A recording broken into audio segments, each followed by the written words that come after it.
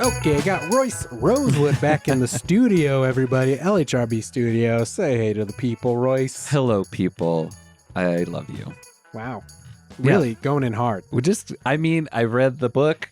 It's talking All right, about yes, love. and it's all about love and connection. Expanding love and connection. I'm just jumping right in. I'm just trying to take the book to heart. I like that. Take the Baha'i to heart. Yeah, we're going to talk about Soul Boom, Why We Need a Spiritual Revolution by Rainn Wilson. Some of you loyal members of the Brain Trust might remember that last time Royce was on, we said we're going to talk about Soul Boom, and now we are. It only took you, 4 months to read the book? Which I get why. It took me a bit. I did pick it up like immediately after that. It was August, and then it just took me until now. Now it's January to finish it. Hey, sometimes things are a slower read. Everything in its own time. Yeah. It's very, very cold outside today. It's 4 degrees at the moment. I just checked. And so I feel like this was the day that we needed to talk about it because I'm very cozy now. I've got a blanket on. You've very generously given me an Infinity Gauntlet mug full of delicious coffee. Yeah, and I got my... And you've got yours too. Mine. Lost a couple of the stones from vigorous washing. I don't wash that one as vigorously. I have the complete set. I have all 6 stones, and they are giving me life. Or maybe that's the coffee. I don't know. If you could get 1 stone, which one would you get? That is a great question. Yeah, if you could only have 1 stone. Oh, man. Because you got the soul stone. Right. Time not stone. That one. Because what does it really do for you? I'm not. I guess it lets you like manipulate other people's souls, but the price is too high. I would not pay the price for the soul stone. Yeah. Maybe the times. I think I would do the space stone because then you could like go anywhere. You could like travel through space.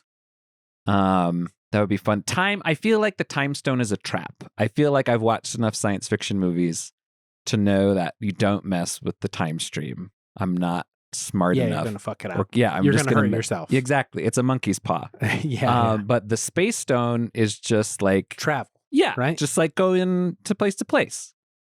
Save on airline mile. Cut down my carbon footprint. Yeah. I don't have to take airline tickets anymore. Although when they do use the soul stones, there's like gamma radiation, right? Energy that comes out. There might be like some other price. There's always a cost. Always a cost. Gotta pay the cost. Oh man, it's a trap.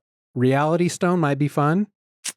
Well, I mean, it would be fun, but it doesn't do anything. I mean, because everything's an illusion.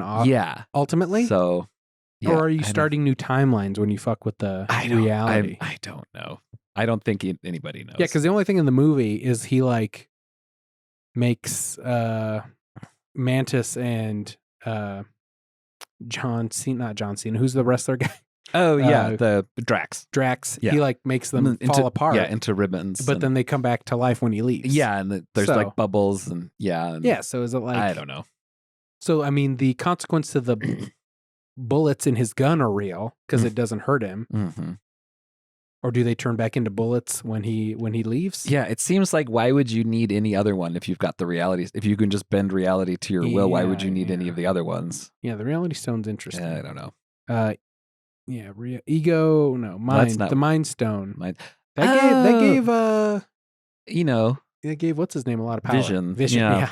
Can tell I'm not as well versed in my Marvel lore right now. I'm deep into Harry Potter.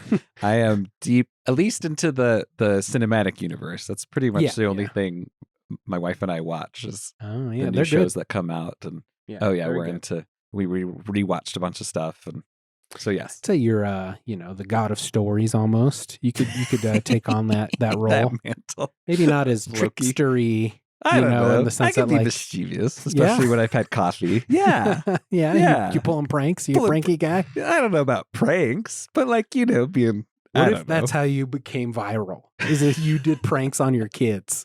Oh, I would never. You go into your kids while they're on the toilet and you just start slapping them. Oh, man. That's something I think happened in Bam Margera's thing. He would break in onto one of his uncles and just start beating him up while he was going to the bathroom. I don't not feel hard. Like that. You're not really beating your kids, but you're like, in like a playful way.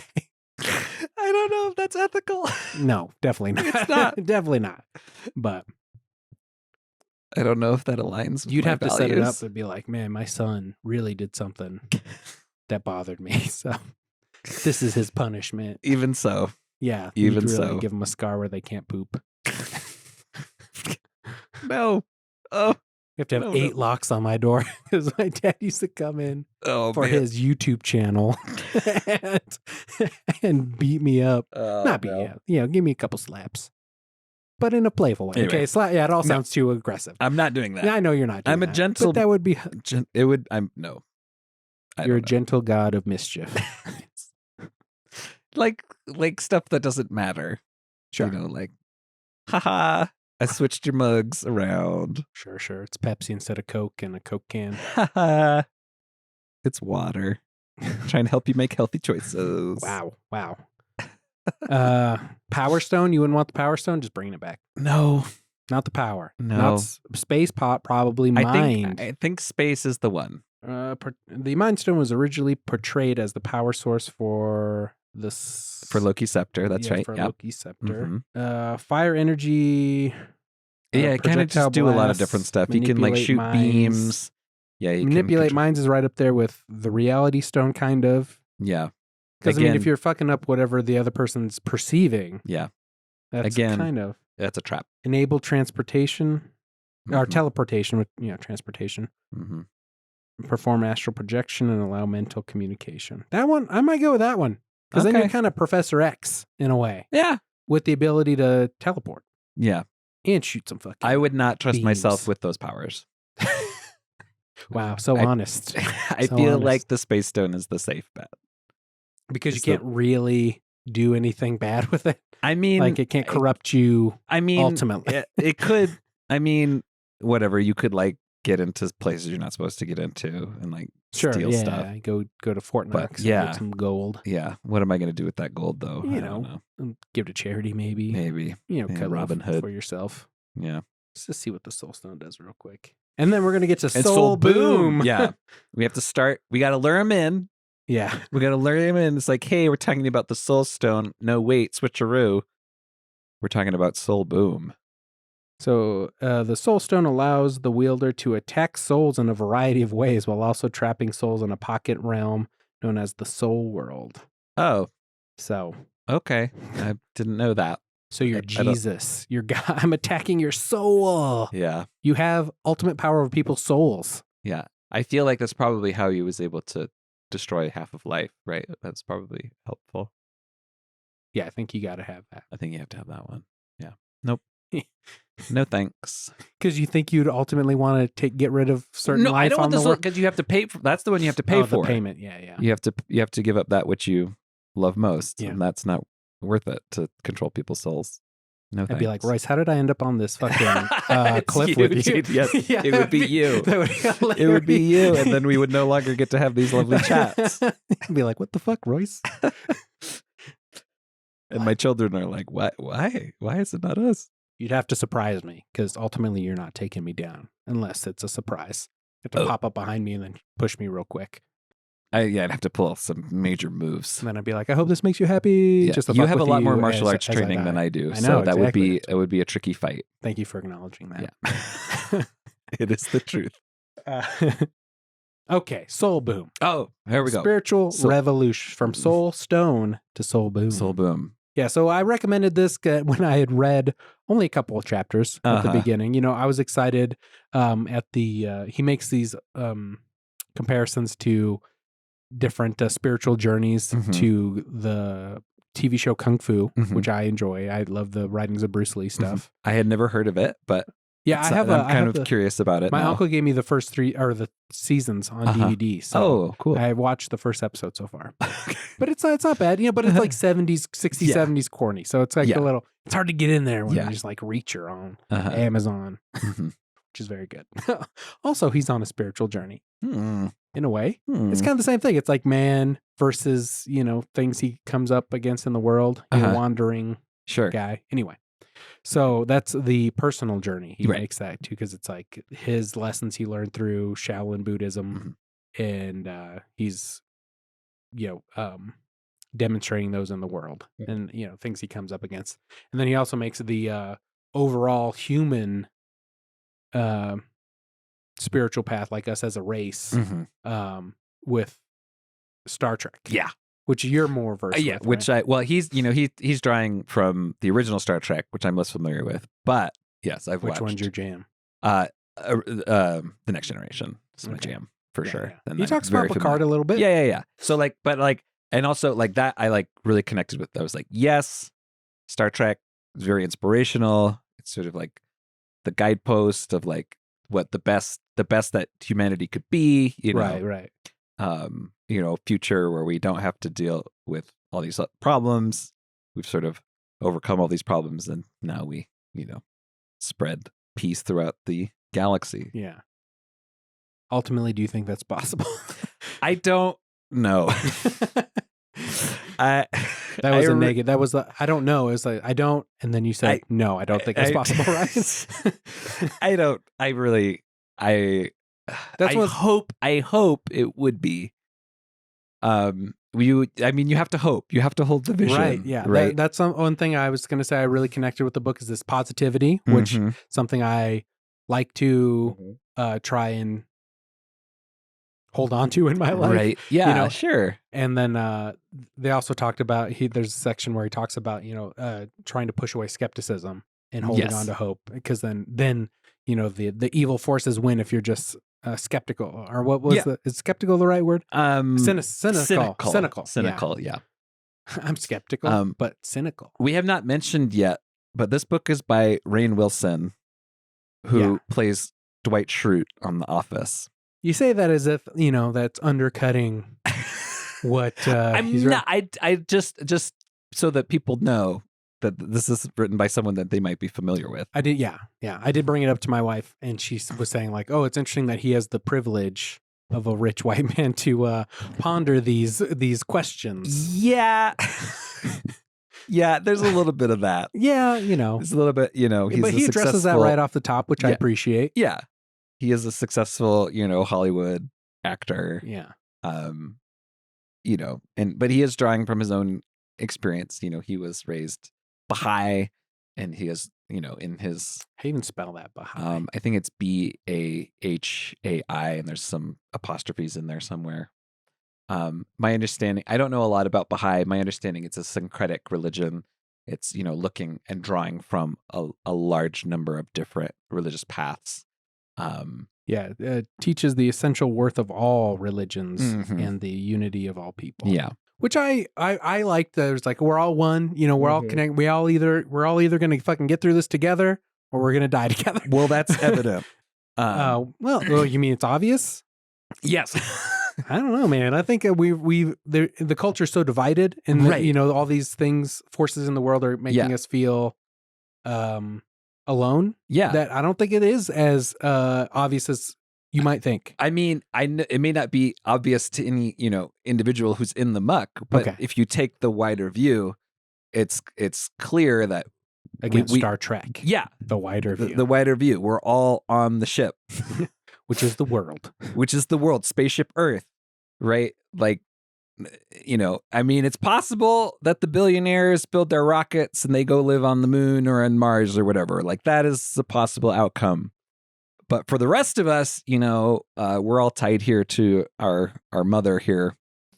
The Earth. He's pulling up pictures of the Earth, just so you know what I'm talking about. Well, the one thing he brings up in the book is this picture of the big blue marble. And I also listened to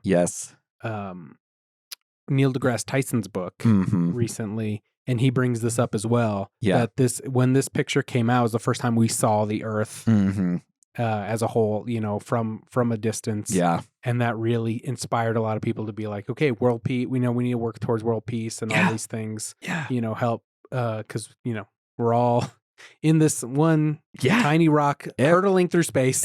All of human history has happened on this dot. Yeah. It's a contextualization moment. You might be really worried about, your morning commute, or, your shoes need to be replaced. But, when you look at the dot and you think about the context of that dot and all of history, and as far as we know, every human who has ever lived is on this dot. Yeah, it puts things in perspective. Yeah, he talks about Neil deGrasse Tyson talks about that in his book, Astrophysics for People in a Hurry. Or wait, no, is it Starry Messenger? I can't remember which one I read. So, I mean, I have thoughts about this book, Soul Boom.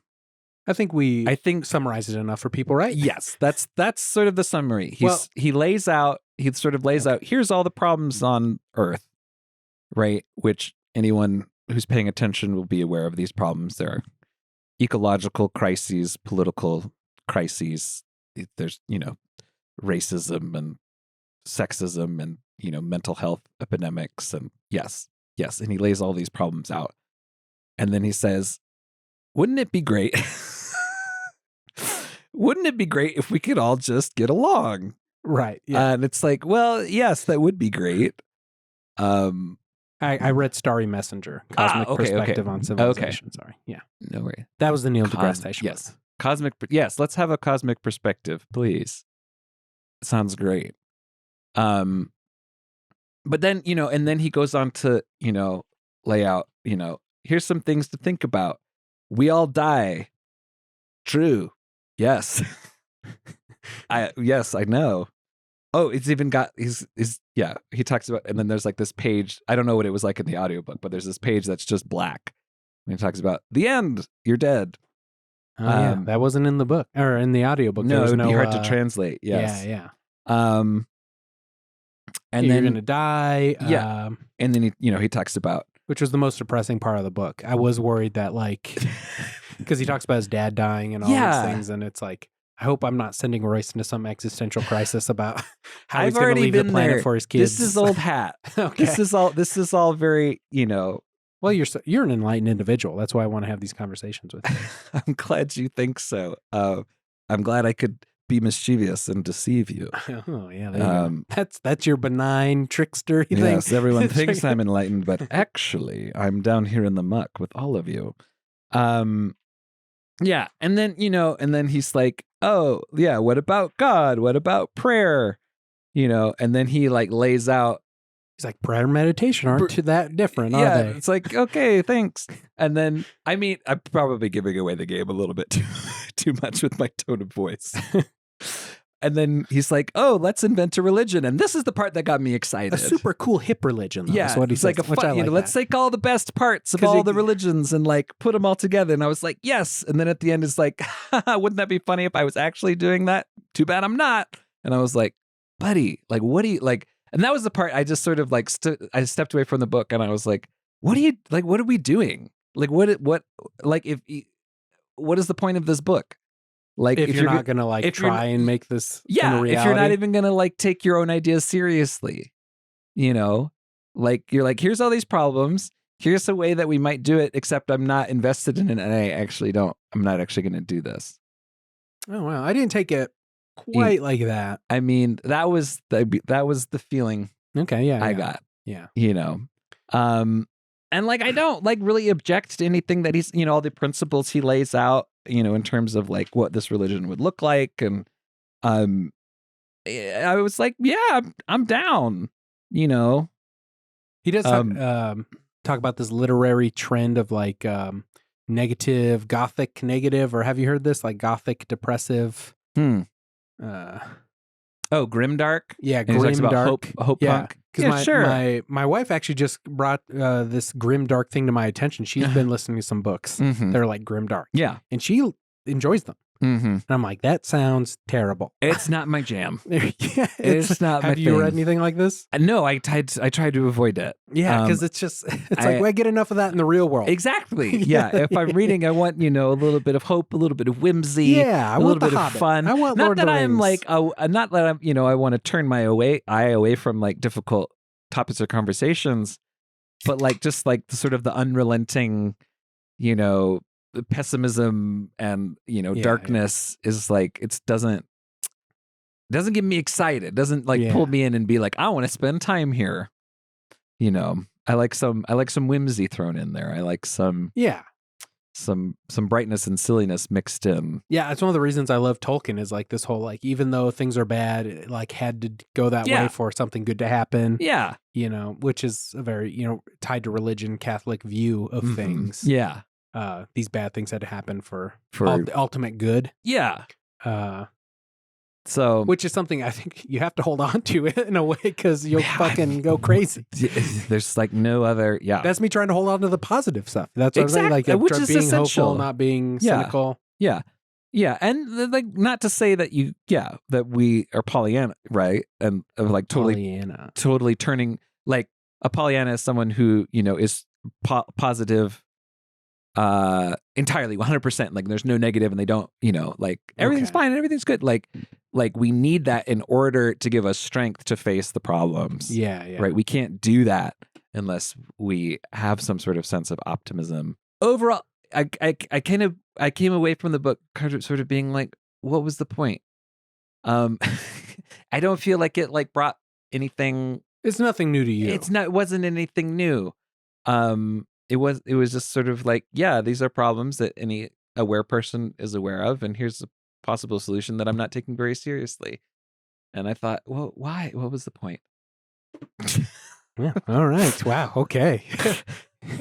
And I mean, and ultimately his vision is like, it's like if we could all just get on the same page and like have like a shared sense of core beliefs, then that would solve all these problems. And I was like, yes, that would solve all these problems. How do we get there? Like, what are the things that are keeping us from that already happening? Right? Like that's the conversation that I'm more interested in. And I guess that he was kind of saying that religion is what, like certain things that religion gives to people, or like is the way out of that. Like we're all inherently selfish in a way, but like religion helps you be less selfless. I mean, that's one way to look at it. I thought that's kind of what he was saying, is like that's why we should look to religion for certain things, or the values in certain religions. Yeah, to have, or and belief in a higher power sort of giving us a sense of humility so that we... Do you believe in a higher power, Royce? Is this too personal? No. I mean, we're here talking about soul boom, and we're talking about spirituality. Like Michael I Scott assume that this is my peak.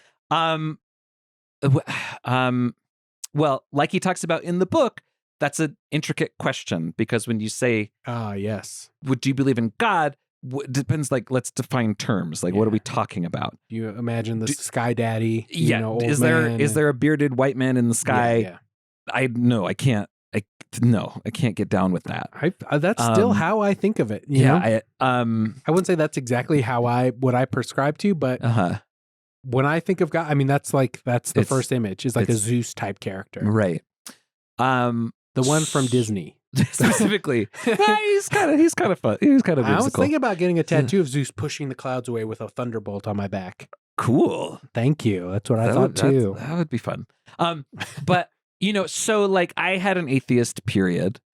Whoa. I know. When I was cool. And so like emo Royce. So like I get it. Like atheists, like I understand the appeal. But I can no longer call myself an atheist. I don't. It is clear to me that there are forces and mysterious energies in our world that I can't explain. And so when somebody's talking about God, what I think about is sort of that, a life force, a presence that permeates all things, all humans, all animals and plants, and everything, even the inanimate things and the planets and the stars, and like it's a manifest presence through everything. So that, yes.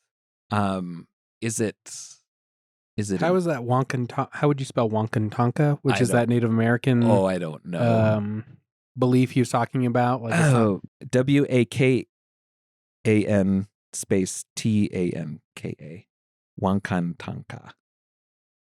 Yeah, kind of that same. I like this interpretation. Yes, this is the thing that makes sense to me. The Great Spirit, occasionally the Great Mystery. Yeah, Mystery. Yes, I love that word. Yeah. The great mystery. Because it's unknown, ultimately. It's not, well, it's not entire, like we can only get little pieces of, right? And and to take the position that we fully understand what's going on is a position of hubris. I think, it puts us in, and it puts us in a place of curiosity, right? And it puts us in a place of investigation, right? If there's a mystery at hand, then, that's... then the game is afoot. Exactly. Exactly. I was thinking of, and I think Sherlock Holmes. And I think that's the mistake that atheists make. I think they're a little too certain. Right. I think they're a little too sure of what they know or don't know. Right. That's why they're getting soul stoned. Yes. I'm gonna soul stone. No. You're gonna put them in a separate plane of existence. And then they'll see that I am God, right? And then they'll believe in me. Yeah. No. You don't believe in God, believe in this. Me, and yes. then you fucking hit them with the stone, bitch. Yeah. So, where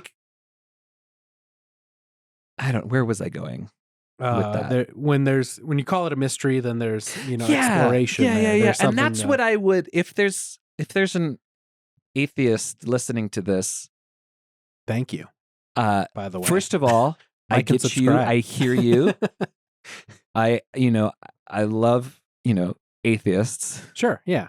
As much as I love anyone else. Anybody else, love or hate anybody else. There's a special place. But what I would encourage an atheist to do is,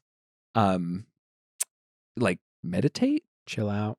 Well, just yeah, maybe. Yeah, because there's this militant thing, and some of, and obviously there's a spectrum. A lot of people I've known, they're like, because they were so indoctrinated into religion, their pendulum has swung the other way. And there's this response, and there's this anger, and there's this lashing out, and there's which I understand. Yeah, because I've been there.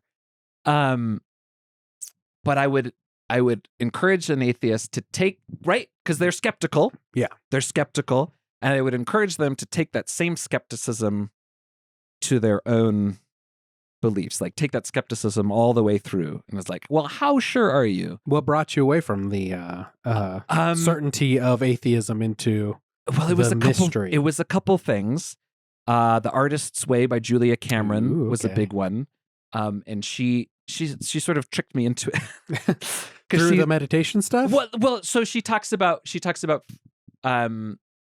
uses God as an acronym.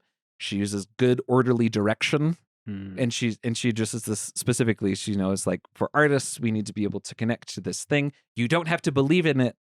She's just like, just pretend with me for a little bit. She sort of tricks you into it. She sort of gets in this back door, and you're like, okay, well, I'll try it. It's like the war of art. He just calls it resistance. You have to overcome resistance. Yeah. So there's the that's separating you from the creative forces that would want to move through you. Dude, the muse. I love that analogy. It's all this, and that's what I'm talking about. And so then, as an artist, right, you start to have these experiences of these ideas that, like, where did that come from, and how is it coming through me? Yeah. And these inspirational moments, and as you start to explore and work with your intuition, the weird synchronicities start to happen. Yeah, for and sure. You're like, well, I was thinking about this, and then this thing came up, and things just start to get weird in a way that you can't explain. And so that was kind of a start, and and that led me to. It was so funny. I was looking through because part of the Artist's Way, you do your morning pages. And as a form of meditation in a way. It is. It really is. It's sort of like getting everything out, getting all your thoughts out. Yeah. And because as part of that process, that's what led me to tarot, Oh yeah. And it was something that I was always curious about, and sort of that following that intuition of, like, well, just let whatever spark that is in you sort of follow that lead, But I was looking back over my journals. It was on day 3 that I was like, I'm interested in tarot. I think I'll get a tarot. And I didn't realize, like, how soon it was that I started that process that like immediately. It was like it was pretty immediate. It was like you're on this. Here you go. Like here's this tool. So there's all that, and then I've had a couple of psychedelic experiences that sort of blew my mind up, and so between all of that, and then there's just all these other experiences, I can't having kids or whatever. This was all before that. Okay, but like that's all like a. Yeah, that's a super profound experience, right? Sure, that sort of puts you in connection with these force. There's this being that didn't exist that now has entered into your life, and having a sense of who they are before they come. So, like having intuitions about my children while they're still on the inside, and then the coming out and getting to know them, and be like, yep, I had a sense. Yeah, interesting. So stuff like that, just intuitive stuff. As that starts to happen, I can no longer side with the materialists. I just can't. Sure. Because if you pay attention to these things, and you take them seriously, there's no way that you can say it's all just atoms and bouncing, because it just doesn't. It doesn't make sense. Time doesn't make sense because things seem to be flowing, and synchronicities don't make sense. And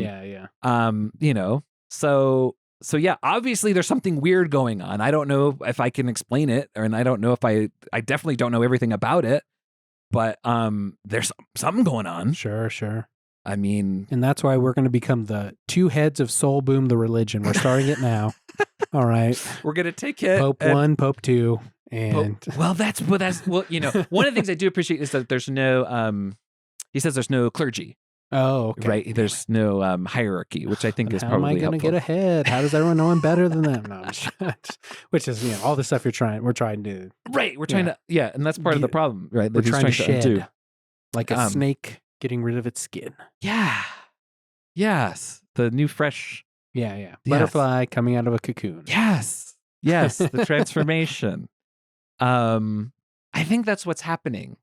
All this difficult. Us right now, we're becoming butterflies on a planet-wide scale. Right, there's a lot of kick my mic or my camera. It's all good though. There's a shake.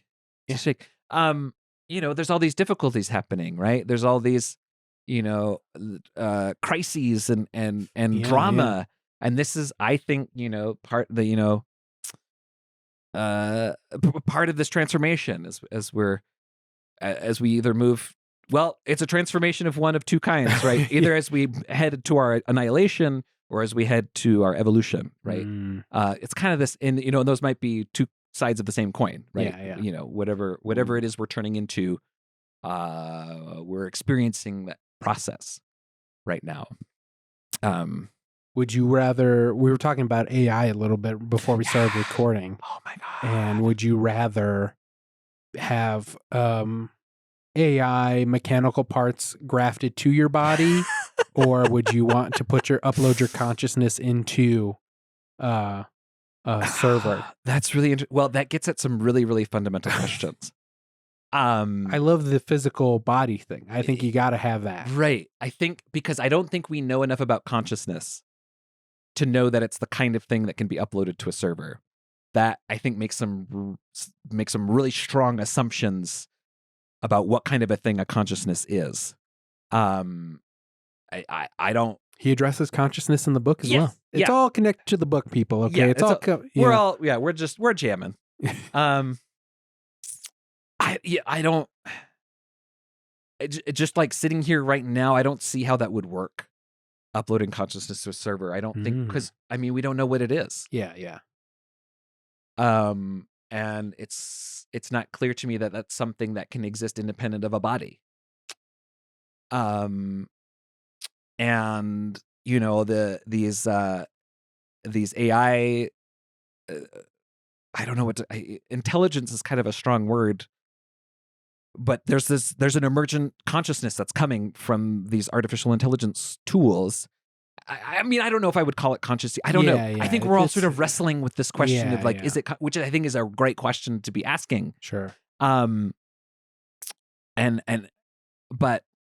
what does it mean for there to be a consciousness that has no experience of a body? So do you think what makes you is not your body? Nothing physical about Royce that you're seeing right now is what makes Royce Royce. I know. I think a body is essential. It's a vessel. It's more than that. It's the medium by which we experience and gain information and knowledge. Right? Like because you're feeling, you're moving through the world, right. You're interacting with things. I feel like a lot of times we feel disconnected and there's this separation. We feel like, oh, I'm just a mind sitting inside a body. And I feel like there's a lot of pressures and the way our society is set up that reinforce that idea of like, I'm just a mind sitting in a body and the body is just a, But I think if you sit and you have a contemplative practice, or if you have a physical practice like a martial art or whatever, you start to feel that there's another way to experience the world. You're getting information in a way that you don't understand, maybe in your head, in your mind. Cognitively, cognitively. There's another kind of understanding. There's a kind of wisdom that comes through the body. Interesting. That an IAI doesn't have yet. Yeah. I mean, there's not to say that they couldn't have eventually some sort of artificial sensate body. But until then, it's going to be a very, very different kind of intelligence, a very different kind of wisdom. Consciousness, I guess, in general. I don't. Yeah, it's a different thing. Yeah. Right. What it is a representation of how we think about consciousness as a separate thing that can be taken out and downloaded. It's that idea manifest. I don't know if that is a reflection of reality. I think it's a reflection of the way we conceive of it. But I don't think that's the case. That all saying, it's all very interesting. Yeah. And I'm working with AI, and obviously I'm writing this novel about AI, and also working with AI. So it's something that I'm steeped in and something I'm thinking about every day. And the thing that's interesting to me is that there's all these questions that we don't have the answer to yet. These really fundamental questions, and these legal issues that are coming up. Is an AI who imitates a voice. Yeah, we're talking about the AI generated George Carlin comedy special. Is that an imitation or is that, a plagiarism of a likeness?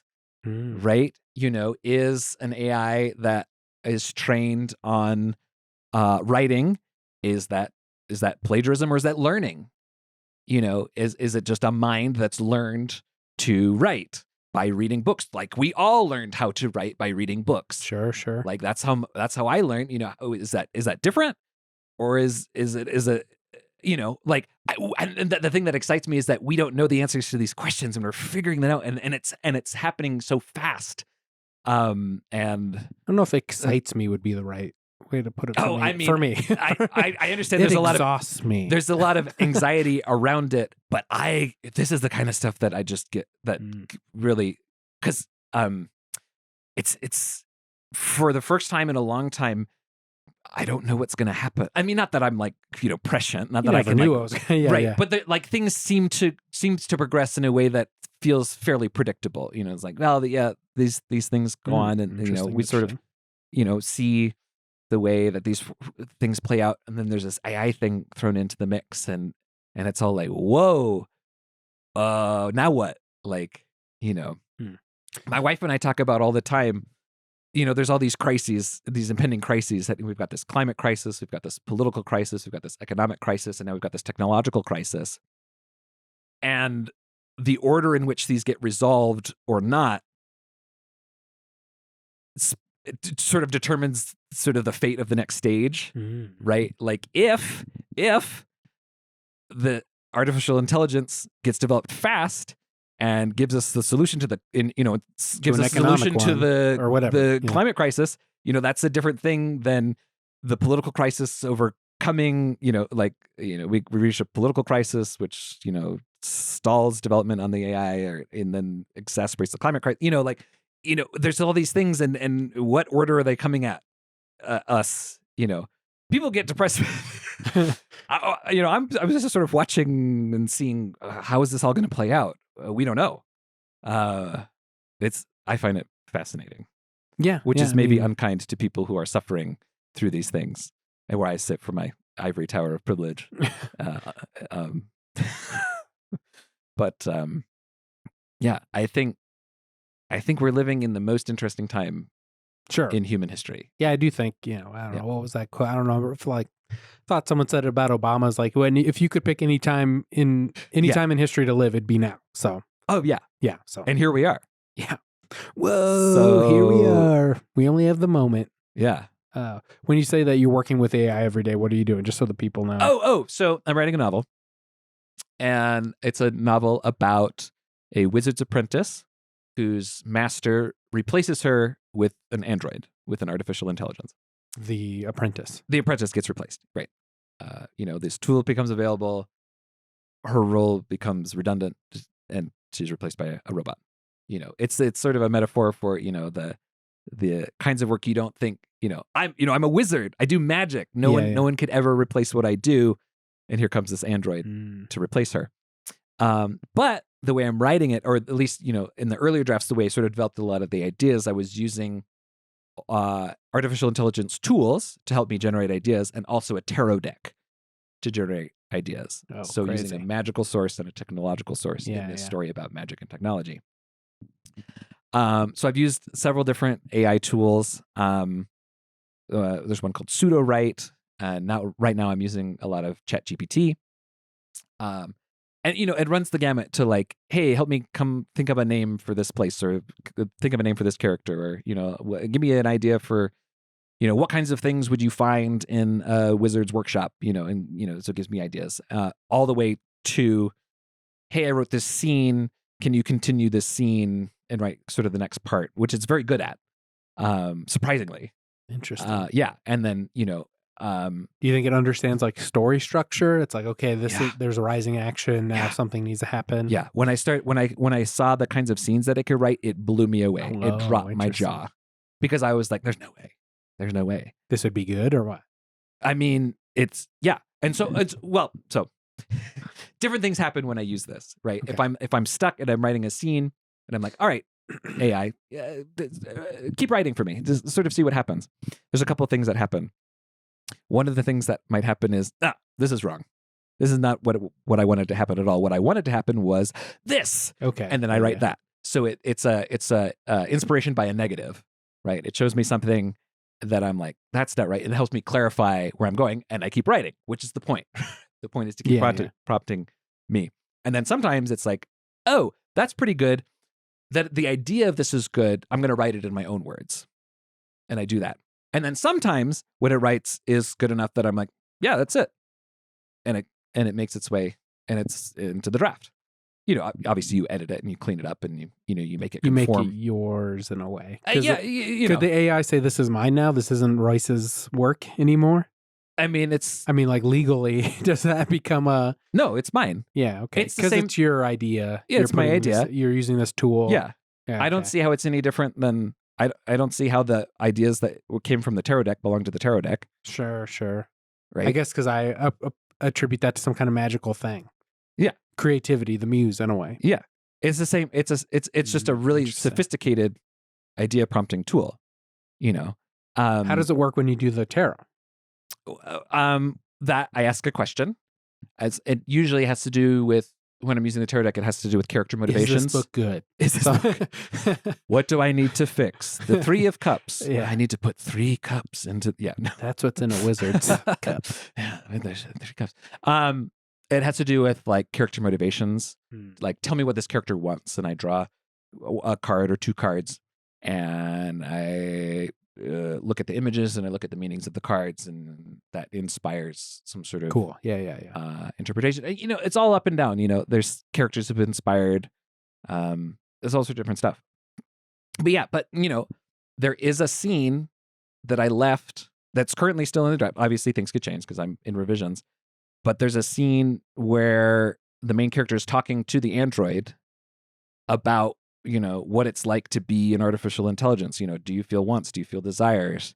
And the android is saying like, well, no, I don't experience these things because I'm not, I'm not a conscious being. And then it says like, but Ninian, who's the main character, Nini could detect a sort of a longing in the android's voice. And it was just so fascinating. And it gave me chills, actually, to have, there's an AI character in the novel whose dialogue is being written by an AI. And it's saying like I have, you know, I don't, it's saying I don't have these longings, but there's this sense of longing and you know, it was so bizarre. So I left that's in there because it was just, it just. So I poured acid on the computer. Yeah. You know, it's just so funny. It's just a fascinating process. And one of the reasons I'm writing this book is I don't know where I heard this, a podcast or something, you know, where it's like you write a book to find the answer to a question. You know, you don't write a book knowing everything, right? You write into this unknown space, into this mystery. Okay. Right? And a lot of this book is me wrestling with how I feel about AI, how, you know, what does it mean and what is its place in our society and what are the impacts, and, you know, it's me trying to like figure it out, you know. So while interfacing with the tools, which is a really interesting and weird dynamic, it's a fascinating process. Hopefully it will be out before too long and people can I'd be very interested to maybe you could have the AI make an audio version. Well, those tools are available. Yeah. I don't know if I would want to do that. I'm not there yet. I'll have to think about it. But those tools are 100% available. Even like, you know, I can upload my own voice and it records in my own voice. And yeah. Another comic was just talking to me about putting premises for jokes into ChatGPT and seeing where the AI goes from there. And I was very against it because I was like, because then it's not your idea. Then you're not. The direction that the AI takes the joke won't be true to me, I guess. That was my initial butting up, but now I want to try it now. You should. And I'm like, yeah, exactly. It's just a tool. I think everybody should try. Everybody, no matter what field you do, try out these AI tools. See, I mean, because it's coming. Whether you like it or not, it's coming. Like it can't. What's coming? The transformation of everything we do. Okay, so just using this as a tool. Learn how to use it, because you know, this is the equivalent of like the advent of the internet. This is the equivalent of like the advent of electricity. You know, like this is a massive societal change that's coming, and like, not everybody's going to be on board with it. You know, there are still people who do things the old-fashioned way. You know, there's still oil painters and there's still wood carvers. You know, that's fine. You know, people who sort of eschew tools for aesthetic reasons. But like, try it out. You know, because then so say it gives you know, you like 10 premises. You know, then it's your artistic sensibility that chooses like which ones you want to explore and which ones you want to develop. It's just kind of helping you along. It's just giving you prompts. Like, it's still yours. Yeah. So just ChatGPT. Yeah. Okay. What do you want? I'm thinking of like what's a joke I'm working on here. This idea of my tone. I've been recently saw. I know I've talked about it like every episode for the last 2 episodes, but it was that jarring to me. Is I was at that Christmas party you were at. Mallory took a video of me interacting with a friend of hers, and I heard my tone, the way I was talking to him, because he was kind of annoying me, and I said something, and I was like so shocked that I was like, wow, I really sound like a dick. Wow. To this guy, and so I'm like, I think my New Year's resolution is to like monitor my tone, or at least be aware of it. Yeah. And I don't know, I think this idea of my tone, something about my tone, and the way I'm saying things to people, interacting with people, not being self-aware. This idea of like, I finally become self-aware now through this video. It took me watching this video. I don't know. I don't know. How would I just put that all in? Just you know, say, you know, I'm a comedian. I'm working on jokes. I recently had an experience where, you know, my wife recorded me talking to someone, and I didn't realize, you know, my tone. You know, is there a way that I could make a joke out of that? I find just like talking to it like it's a person, and just sort of like giving it context of like, here's who I am, here's what I'm doing. You know, what do you got? Which that Christmas party was great, by the way. Thank you. Yeah. That was super fun. Thanks for coming. Yeah, it was a great time. I was at the beginning and the end. I had a gig in between. But I was there for part of it. All right. So you said, I'm a comedian. I'm working on jokes. My wife recently recorded me interacting with a friend of hers, and I only realized through watching me in the video that my tone was unkind. This is a realization for me. How could I turn this into a joke? Should I have the computer read it? Oh, can it? Yeah, I could have it speak it. Oh, okay. Well, it sounds like you've stumbled upon some unintentional comedy material in your own behavior. Here's a potential angle for turning this into a joke. You know, my wife recorded me talking to her friend the other day, and let me tell you, I discovered something shocking. Apparently, I have a tone that could curdle milk. I was watching the video, and I sounded like a grumpy cat on a bad day. I didn't even recognize myself. I think my tone is so bad, it could turn a lullaby into a horror movie soundtrack. Now, I'm thinking of putting tone coach on my resume. Anyone need lessons in how to sound unintentionally unkind? I've got you covered. Remember to adjust the punchline and delivery based on your own comedic style. Thank you. Comedy often comes from self-awareness and the ability to laugh at our own quirks and shortcomings. Right? So it's like taking this thing and taking it to kind of an absurd extreme. Yeah. Which is an interesting take. Yeah. Yeah, I wouldn't have thought of that. Tone coach is interesting. Tone coach, yeah. Right? It's like, yeah. There's something there. There definitely is something there. Right? And then that's giving you some inspiration. Yeah, and this is exciting. This is like, okay, this is a tool for writing. Right. And, now through your own creativity, you get to interpret and sort of springboard off of that. Whether or not you use that exact thing, eventually, it sort of keeps the wheel spinning. Yeah, Instead of, you get to this place, you get stuck, I don't know. And you kind of sit on it for like 2 days or, however long. It just sort of stews. You kind of get a little bit of a prompt, Yeah. I sort of think of it as like having, you have a friend that you can text at any time and they'll always respond with like an idea. And it may not always be a great idea, but it's something, and they're always available. Yeah, that's great. Yeah. Yeah, I do. This is very exciting. Yeah. So. Because the motivation to keep writing is hard for me. So this is nice. And so that's what it was for me. It was, I was trying to write this. I'm trying to write this book very quickly. I'm trying to, from idea to self-publish as quickly as I could. And so the tarot deck and the AI tools were all about keeping me writing, keeping me in the zone, keeping me in flow. Now that I'm in the revision stage, I'm sort of using those tools less and less because it's about, I've got all this material. I'm sort of shaping it. And, so you have the whole story. You know how it begins and ends? No, I have a full draft. Okay. I finished it, before my kids went on winter break. My wife read it. She gave me some feedback. I'm incorporating that feedback. I'm picturing you in the basement like in The Shining, the Jack Nicholson version, where you're like, if you hear me typing, don't come down, kids. Not that you're being mean to your wife, but it's like, yeah, I do write in the basement. You have to have some boundaries. I don't mind as so much getting interrupted. Okay. I usually only wite when the kids are at school. Okay.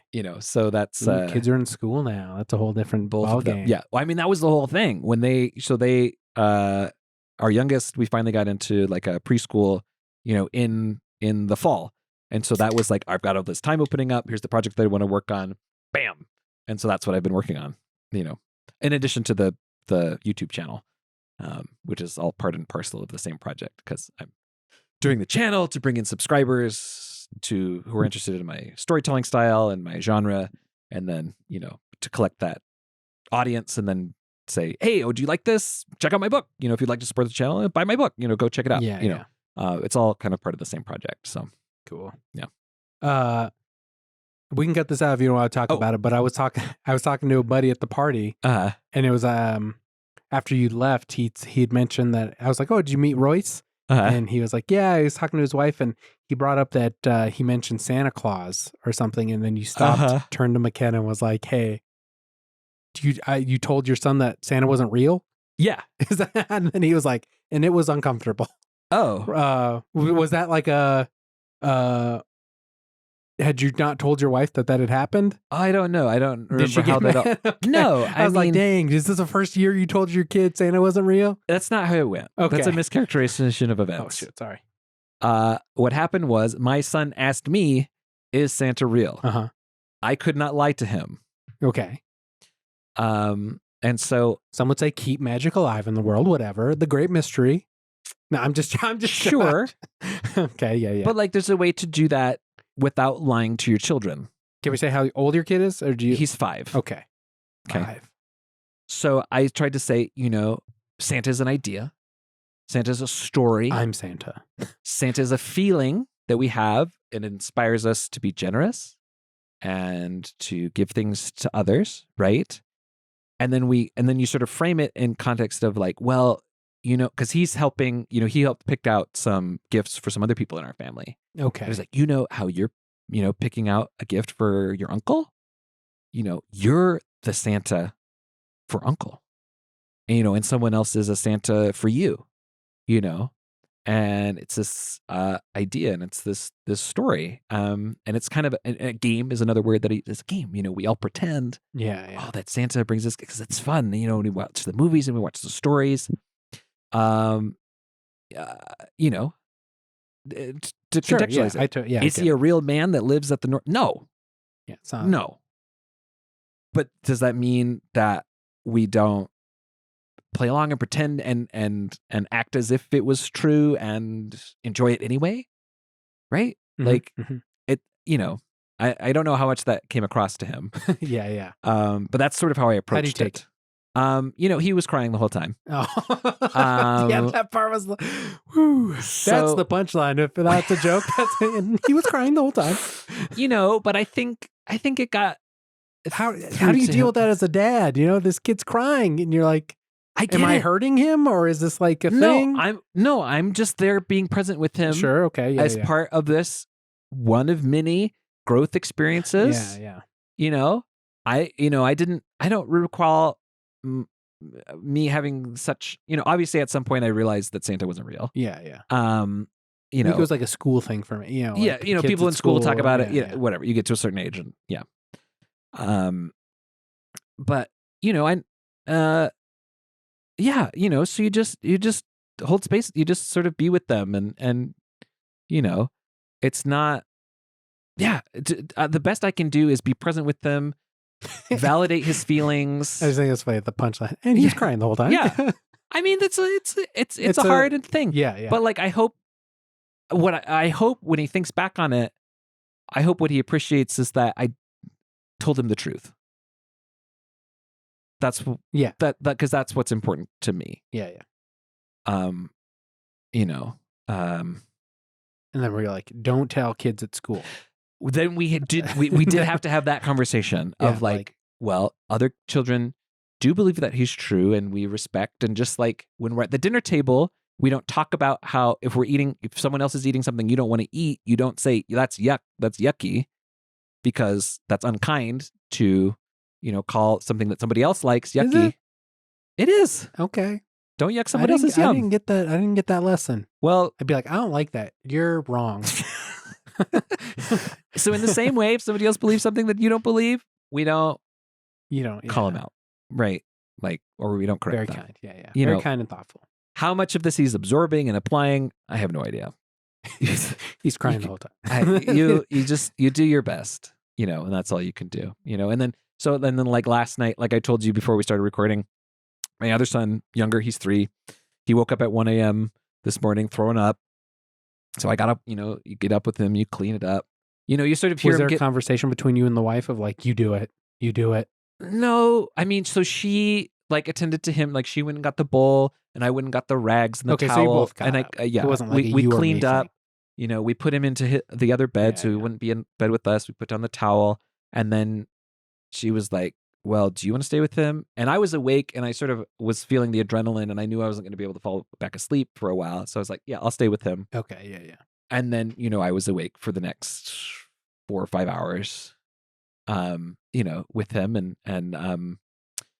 it's just this moment of like, he's there, and about every half hour he would wake up, he would rouse and throw up again. And oh, dang. And like all you can do is just like kid stuff. It's just kid stuff. Like kid being sick. And you feel for them because you know what it's like. I was throwing up, a couple weeks ago, day after Christmas, I had a stomach thing, and you're just sitting there and you're like, you're watching them go through these things and you're like, yeah, buddy, like it sucks. And he's crying, and, you can tell that he's again crying the whole time. Yeah. He's scared and he's uncomfortable and he doesn't, there's this feeling in him that, he doesn't want to throw up, but he needs to, he has to.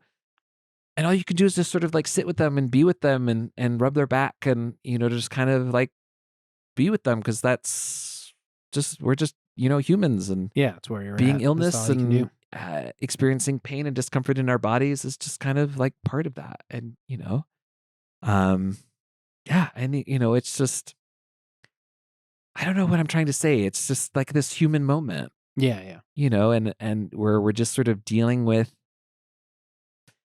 we have bodies and they experience pain, And AIs will never do that. And that's why it will always be superior. Yeah.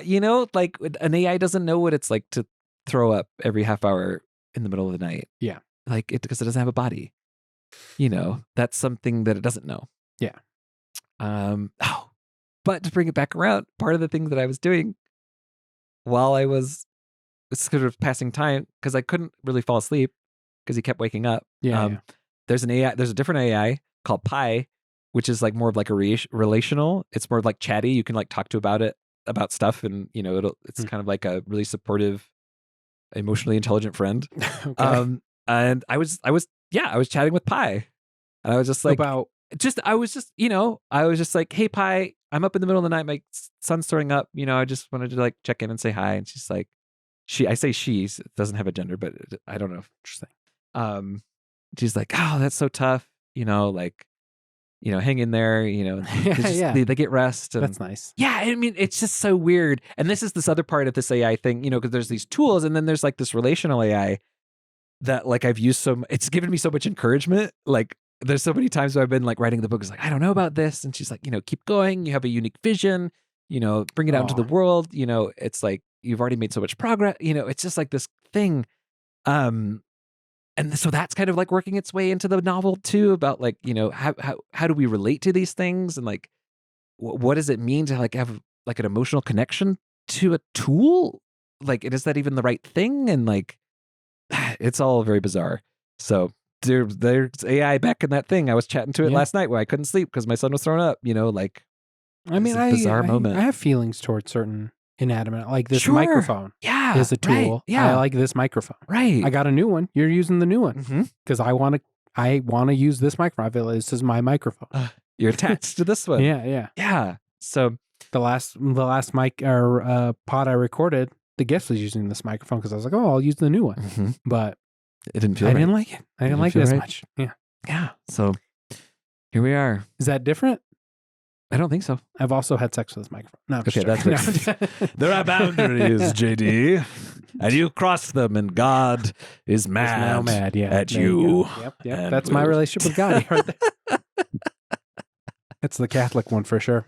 Yes. All right. Yeah. So summary, would you recommend this book to somebody else? If you have never read a book about spirituality, which I do think, you said you came in, we were talking before we record, you said it was kind of basic. Yeah. Which I replied, all universal truths are. But I mean, if this is it's like Stan Lee said, everybody's first comic is their first comic. So you have to explain things. So, I mean, I think it's a good intro. You know what? I was going to say, if you've never read a book about spirituality, you could start here, but I don't know if I would recommend it. Okay, sure. All right. What would I recommend? I would go to the source. I would read like the Tao Te Ching. I would read. Seems so overwhelming. The Bhagavad Gita, the Upanishads. I think this is a good intro to those things. He talks about having read them, and now you're getting some kind of distilled thing. It's a gateway. It's why like not marijuana. Just go to the source? Why not just go to the source and because it seems overwhelming. It seems too much. Okay. Well, then that's for me. Read this book, get over yourself, and then go read the source. Like, is the Bhagavad Gita on audio? Yeah, sure. Is Morgan Freeman reading it? No, I'm just. I mean, with AI tools, you could have. Hey, can you generate a text of? Wow, interesting. Morgan Freeman. I don't know. I mean, yeah, but it's coming. It's coming. If we're not already there, someone has that capability, whether it's accessible to the public to read. Can you have Morgan Freeman read the Tao Te Ching to me? Tao Te Ching. I mean, that would be an experience. Yeah. I mean, yeah.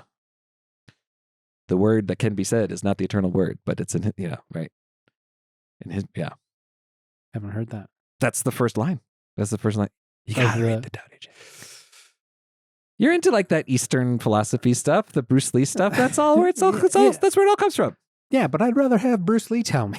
I want to get it through, No, but I mean, I think, I get a lot. I find my way to these things through stuff like that. So I guess I'm more open to it. So Yeah. So I mean, again, I think it was a nice, positive, ultimately, positive read. Mhm. So I mean, and I listened to an audio, and I like Rainn Wilson's voice. So he reads it was a positive. You can experience definitely, for me. even as someone who I could definitely hear him. Yeah, reading it. Yeah, and I've heard him on voice. podcasts talking about it, and he was very like, I didn't have a ghostwriter. Every word on that in that book is me. Yeah, which he was very proud of. That's very evident, and it's obvious, which I enjoyed as well. Yeah. So if you like The Office, you might like this, I guess, because I do think it was my goodwill towards Rainn Wilson from The Office. Yeah. That really endeared me to it. So yeah, and I think maybe hope. I mean, the hope is he's using his platform to introduce people to ideas that maybe they would never. Were you have interested considered. in listening to any of the Soul Pancake stuff, which is his like media? I did go look at, once I did kind of go look at the website. I didn't watch any of the videos. I did listen to his podcast, a couple episodes of his podcast. Yeah, I have as well. Metaphysical Milkshake. Yeah. So I listened to a little bit of that. So yeah, I it was all watched very interesting. one of his episodes of his show on Peacock. Oh, okay. He goes to like Iceland, and he goes into like a hot spring, and he does like cold exposure with some Icelandic guy. Cool. Reykjavik dude. Mm-hmm. It was, it's fun. Yeah. Again, it's like if you want to spend more time with Rainn Wilson. With Rainn Wilson. Yeah. And it's so interesting. Yeah. It's so interesting to see someone, who's got this platform and what he's trying to do with it. Yeah. And at the very least, thank you, Rainn Wilson, for writing this book and trying to do something with your platform. Yeah. I appreciate that. Yeah, I feel like that's he more could, than some people. He could be. There's a lot of things you could do with that kind of attention, and I feel like this is that. What else could you do? Like that's get people to think about important topics. I think that's great. Yeah. So at the end, yeah. Sure. Yeah. Good. Sure. In the end, 3 out of 5. There are worse things you could be doing. Sure. Yeah. So, I enjoyed it. Should we have some kind of rating system for these book review book pods? I gave it 3 out of 5 stars. Yeah. Hats. 3 out of 5 souls. 3 out of 5 soul booms. 3 have boomed, 2 have unboomed. Okay. Yeah, I'd give it about 3 as well. It wasn't. I enjoyed most of the content. Again, wasn't groundbreaking, but I also enjoyed it. I didn't think of it as, I wasn't like going into it cynical. There are some things I thought could take away from it. Mm-hmm. Like this community, finding community, that's important. Yeah. Not being cynical. That whole thing really stood out to me. So, I do think there's some kernels of wisdom and things to take from it. So sure. I enjoyed it overall. Sure. I'll also give it I'm going to give it a 4 out of 5 souls. Okay. Soul booms. Yeah. Soul stones. Infinity 4 stones. out of 5. 4 out of 6 infinity stones. Yeah. Just like you've got on your mug. Yeah. Yeah, pretty much. Yeah, you got it. All right. Well, where can people find you? Maybe eventually read this book you've been talking about. Yeah. So a couple different places. I'm on Instagram at royce.roeswood. That's ROESWOOD. My website is called theragamancers.com. And I've got my YouTube channel where I play science fantasy role-playing games by myself to create stories and characters, and that's called Science Fantasy Awesome. You can find that at youtube.com/@sci-fan-awe. And all of this is at, if you go to Linktree, that's linktr.ee/Roeswood. That's ROESWOOD. You should be able to find everything. Yeah. Check out Science Fantasy Awesome, everybody. Fun time. Just peaked over 500 subscribers, so that's kind of a fun milestone. Wow. Yeah, congratulations. Yeah, way more than I have. Please subscribe to my YouTube channel. This is look up Left Hand Right Brain or JD Lopez. You'll find me. You'll see this mug. Appreciate it. I will say Wakanda forever. Be excellent to each other. However you want to sign off, Royce. Let's boom our souls.